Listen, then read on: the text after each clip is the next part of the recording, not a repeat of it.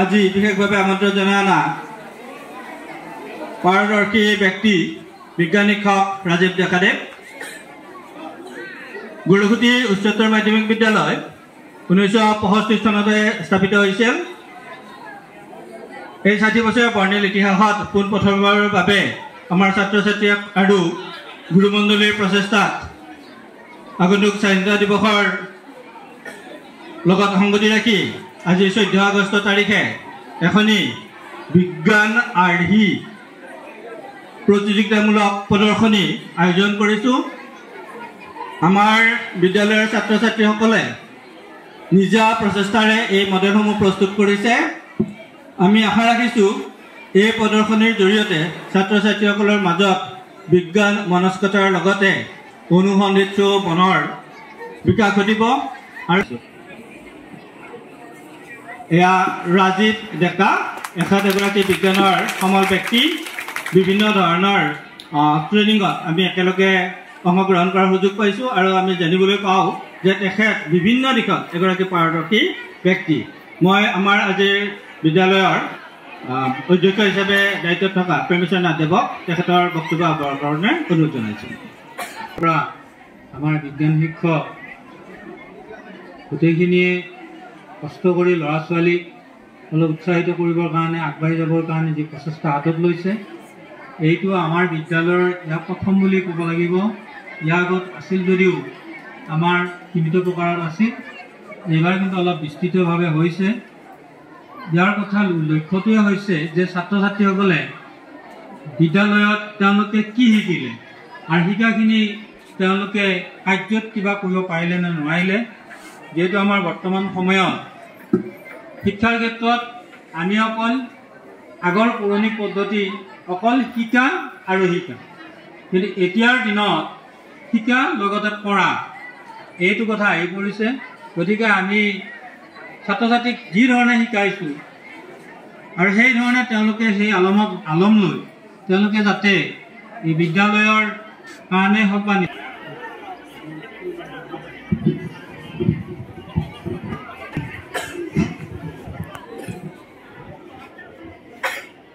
নমস্কাৰ।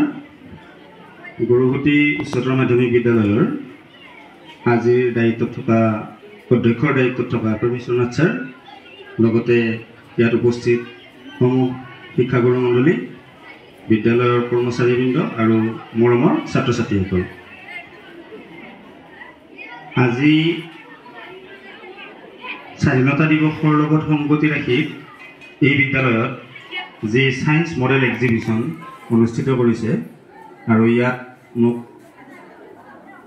এইখন বিদ্যালয়ৰ পৰা মোক আমন্ত্ৰণ জনালে, তাৰ কাৰণে মই বিদ্যালয়ৰ পৰিয়ালক মোৰ ফালৰ পৰা কৃতজ্ঞতা জ্ঞাপন কৰিছোঁ। মোৰ বৰ বিশেষ বক্তব্য দিয়াৰ অভ্যাস নাই আৰু মানে মোৰ বক্তব্যবিলাক সাধাৰণতে ক্লাছৰুমৰ ভিতৰত হয়, ল'ৰা ছোৱালীৰ লগতহে মই বেছিকৈ কথা পাতিব পাৰোঁ, কিন্তু এনেকৈ মিটিং আকাৰে বক্তব্য দিয়াৰ তেনেকুৱা মোৰ অভ্যাস নাই। তোমালোকৰ ইয়াৰে ছাৰ হিতেশ নাথ ছাৰ এসময়ত মোৰে সহকৰ্মী আছিল, আমি একেলগে একেখন স্কুলত কাম কৰিছিলোঁ। তেখেতে জানে মোৰ জেনেৰেলি মিটিং আকাৰে বক্তব্য দিয়াৰ তেনেকুৱা কোনো অভ্যাস নাই। তথাপিতো ইয়াতে যিহেতু তোমালোকে আছা, ছাত্ৰ ছাত্ৰী আছা, ক্লাছৰুমত নহ'লেও ক্লাছৰুমৰ বাহিৰত হ'লেও গোটেইখিনি ছাত্ৰ ছাত্ৰীয়েই, গতিকে তোমালোকক উদ্দেশ্যি মই মাত্ৰ কেইটামান কথা ক'ম। যিহেতু থিয় হৈ আছা, বেছি সময় থিয় হৈ থকাটো অসুবিধা হয়। আমি বিজ্ঞান কিয় পঢ়িব লাগে? প্ৰথম কথাটো হৈছে এইটো, আমি বিজ্ঞান কিয় পঢ়োঁ বা কিয় পঢ়িব লাগে। আচলতে বিজ্ঞান হৈছে কি, এটা সমস্যাৰ সমাধান। আমাৰ দৈনন্দিন জীৱনত আমি বিভিন্ন সমস্যা দেখা পাওঁ, বিভিন্ন কাম কৰোঁতে আমাৰ বিভিন্ন সমস্যা হয় আৰু তাৰে সমাধান হিচাপে এই বিজ্ঞানৰ সৃষ্টি। আমি যদি ভাবোঁ, ধৰা আমি স্কুলত আহোঁতে বহুত পুৰণি কালৰ কথা ভাবিছোঁ, যেতিয়া আমাৰ গাড়ী মটৰ একো নাছিল, খোজকাঢ়ি আহিব লাগিছিল, তেতিয়া সেই খোজকাঢ়ি যাওঁতে বহুত টাইম লাগে, বহুত সময় লাগে। এইটোক কিবা উপায়েৰে সমাধান কৰিব পাৰে নেকি? তাৰ ফলস্বৰূপে গাড়ী মটৰৰ উদ্ভাৱন হ'ল। বা আমাৰ যোগাযোগৰ ক্ষেত্ৰত আগতে চিঠিৰে যোগাযোগ কৰিবলগীয়া হৈছিল বা কাৰোবাৰ আগৰ কথাটো কৈ পঠাবলগীয়া হৈছিল। এই কথাটোক লৈ যেতিয়া পৃথিৱীৰ বিজ্ঞানীসকলে চিন্তা চৰ্চা কৰিলে, তাৰ ফলস্বৰূপে আজি মোবাইল ফোনটোৰ আৱিষ্কাৰ হ'ল, নহয়নে? যিকোনো এটা সমস্যাক সমাধান কৰিব যাওঁতে আমি বিজ্ঞানৰ জৰিয়তে যাওঁ আৰু তেতিয়াই তাতে মানে বিজ্ঞানৰ সৃষ্টি হয়। বেমাৰ আজাৰৰ ক্ষেত্ৰতে হওক, তোমালোকে চাগে গমেই পাইছিলা আজি কেইবছৰমান আগত কি হৈছিল, কৰোণা ওলাইছিলে।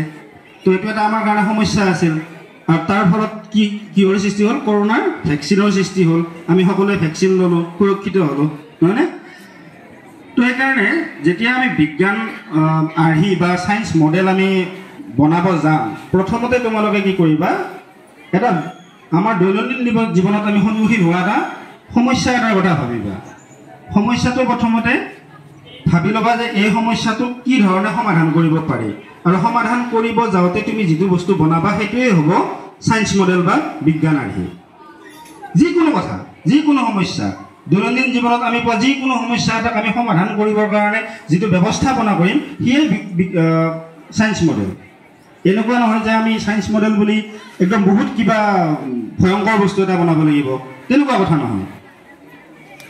আমাক কি লাগিব, সমস্যা এটাৰ সমাধান লাগিব।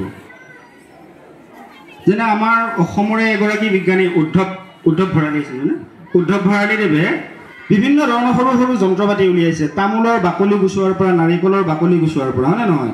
আমাৰ তামোলৰ বাকলি গুচোৱাটো এটা বিৰাট ডাঙৰ সমস্যা হয়। আমাৰ ঘৰত যেতিয়া বিয়া হয়, কাজ হয়, যেতিয়া তামোল কাটিব লাগে, সাধাৰণতে বহুত মানুহে সেই কামটোৰ পৰা আঁতৰি থাকে, কাৰণ এটা এটা তামোলৰ বাকলি গুচাই কাটোতে আমাৰ বহুত টাইম লাগে, কষ্টও হয়। গতিকে উদ্ধৱ ভৰালীদেৱে এই কথাটো চিন্তা কৰি তামোলৰ বাকলি গুচোৱাৰ এটা যন্ত্ৰ আৱিষ্কাৰ কৰিছে, বা নাৰিকলৰ বাকলি গুচোৱাৰ যন্ত্ৰ এটা আৱিষ্কাৰ কৰিছে। এটা সমস্যা আমাৰ সন্মুখত এটা সমস্যা দেখা দিছে যে তামোলৰ বাকলি কেনেকৈ গুচাম। তো তেওঁ চিন্তা কৰিলে, চিন্তা কৰি যন্ত্ৰটো আৱিষ্কাৰ কৰিলে। গতিকে সেইকাৰণে তোমালোকক কৈছোঁ, যেতিয়াই তোমালোকে ছায়েন্স মডেল বা বিজ্ঞান আৰ্হি বনাব যাবা, প্ৰথমতে কি কৰিবা, তোমাৰ লগত বা তুমি দেখি থকা এটা সমস্যা বাছি ল'বা আৰু এই সমস্যাটোক সমাধান কৰিবৰ কাৰণে চেষ্টা কৰিবা। আমি মানে বিজ্ঞানসন্মতভাৱে কি ধৰণে আমি ইয়াক সমাধান কৰিব পাৰোঁ, তেতিয়াই তোমাৰ বিজ্ঞানৰ আৰ্হিটো প্ৰস্তুত হৈ যাব। ইয়াৰ কাৰণে ক'তো বহুত ডাঙৰ কিবা যন্ত্ৰ পাতি আনি বিভিন্ন ধৰণৰ এইবিলাক বস্তু আনি বনোৱাৰো কথা নাই। একদম আমি সাধাৰণভাৱে আমি বিজ্ঞানৰ আৰ্হি বনাব পাৰিম। আৰু মই দেখিছোঁৱে বহুতখিনি ইয়াৰ পৰাই দেখা পাই আছোঁ, বহুতেই সেই ধৰণে কৰিছে। আমি লাহে লাহে চাম, তোমালোকে অলৰেডি চাই চাগে, গতিকে আমি বস্তুবিলাক চাম কোনে কি ধৰণে কৰিছে, ঠিক আছে? আৰু কথাটো হৈছে কি, বিজ্ঞান আমি পঢ়াটো বহুত দৰকাৰী বৰ্তমান সময়ত, কাৰণ আমি এতিয়া আধুনিক যুগৰ, আমি যিটো যুগত বাস কৰি আছোঁ, এই যুগটোত বিজ্ঞান অবিহনে চলাটো বহুত অসম্ভৱ কথা, কাৰণ আমি প্ৰতিটো খোজতেই বিজ্ঞানে দিয়া বস্তুবিলাকেই ব্যৱহাৰ কৰি আছোঁ, হয়নে নহয়? মই যে এতিয়া কথা কৈ আছোঁ এই মাইক্ৰফোনটোৰ সন্মুখত, মাইক্ৰফোনটো হাতত লৈ, এইটোও বিজ্ঞানে দিয়া, নহয়নে? তো এইটোৰ আৱিষ্কাৰ কেনেকৈ হ'ল? এইটোওতো এটা সমস্যা আছিল। যদি মই এইটো বন্ধ কৰি লৈ কথা কওঁ, তোমালোকে শুনা পাবা জানো? নোপোৱা, এইটো এটা সমস্যা আছিল। তো কোনোবা এজন মানুহৰ মনত এই কথাটো আহিল যে বহুত মানুহৰ আগত যেতিয়া কথা ক'ব লাগিব, কথা ক'লেতো কিবা এটা এনেকুৱা উপায় আছে নেকি যে আমি গোটেই মানুহখিনিয়ে শুনাকৈ ব্যৱস্থাটো কৰিব পাৰোঁ। আৰু তাৰেই ফলস্বৰূপে এই মাইক্ৰফোন বা মাইক এই ধৰণৰ বস্তুবিলাকৰ আৱিষ্কাৰ হৈছিল। গতিকে মই এটা কথাই কৈছোঁ, সমস্যাৰ সমাধানেই হৈছে বিজ্ঞান, ঠিক আছে? সমস্যাৰ সমাধানটো যদি আমি ব্যৱহাৰিক দিশেৰে কৰিম, সেইটোৱে হ'ব বিজ্ঞান। আৰু তোমালোকে চেষ্টা কৰিবা, যিসকলে ভাগ লৈছে বহুত ভাল কথা, যিসকলে ভাগ লোৱা নাই তেওঁলোকে এইবিলাক চাব, চাই উঠি ইয়াৰ পৰৱৰ্তী সময়ত তেওঁলোকেও ভাগ ল'ব বুলি মই আশা ৰাখিছোঁ। আৰু এইখিনি কৈয়ে মই মোৰ বক্তব্যৰ সামৰণি মাৰিছোঁ। ধন্যবাদ।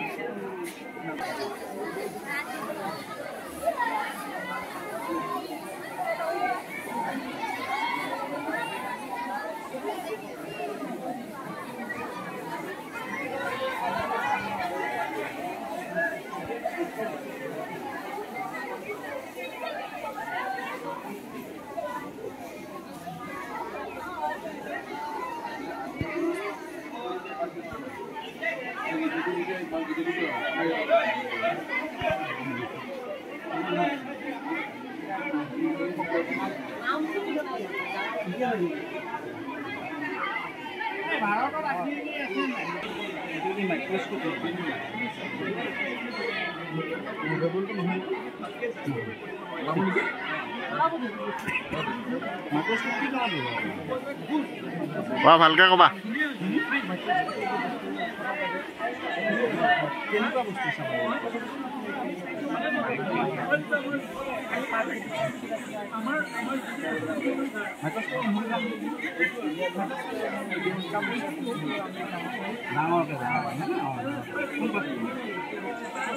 যেনেকে কিছুবিলাক কিল বিলাই থাকে তেনেকে সৰু সৰু কিছুমান কিল বিলাই মানে এইটো আমাৰ খালি নিজে খাই সেইটো আৰু এইটো মাইক্ৰোস্কোপ কি এটা এই ফলকান এটি উচিত আমাক চাৰিটা দিছে কি কি দিছে জানো এটাও দিছে না মই তাৰমানে হেৰি কৰি পাৰা নাই সদায় কথা উঠি নাযায় হেৰি কি হেৰে বনাইছে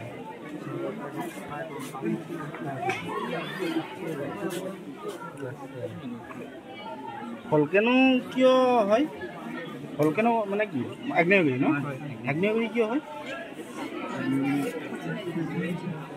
আৰু কি কৰিছা এইটোত কোৱা এজনে ৰিপ্ৰেজেণ্ট কৰা কোৱা আমি সঁচি সংৰক্ষণ কৰিছোঁ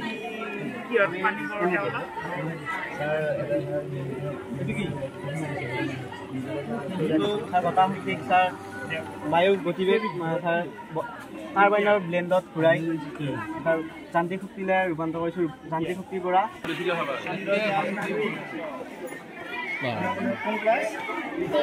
ক্লাছ 10 তোমাক 4 দিন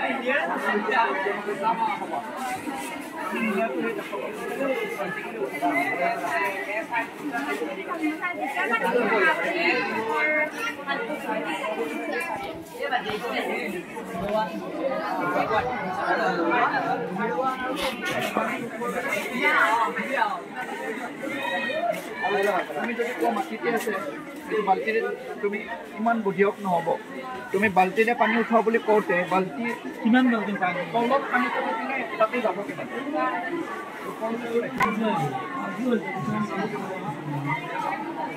এই যে ৰঙা আৰু এই নীলা যে আছে এই দুডালৰ বস্তুখিনি মোক চাবলৈ আছে যে বুজাই দিছোঁ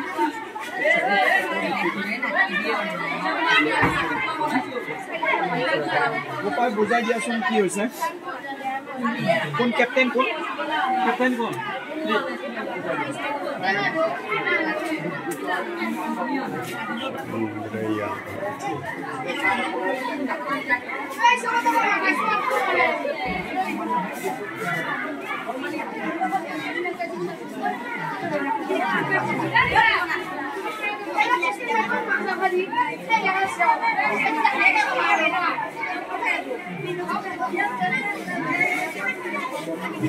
ধুনীয়া হৈছে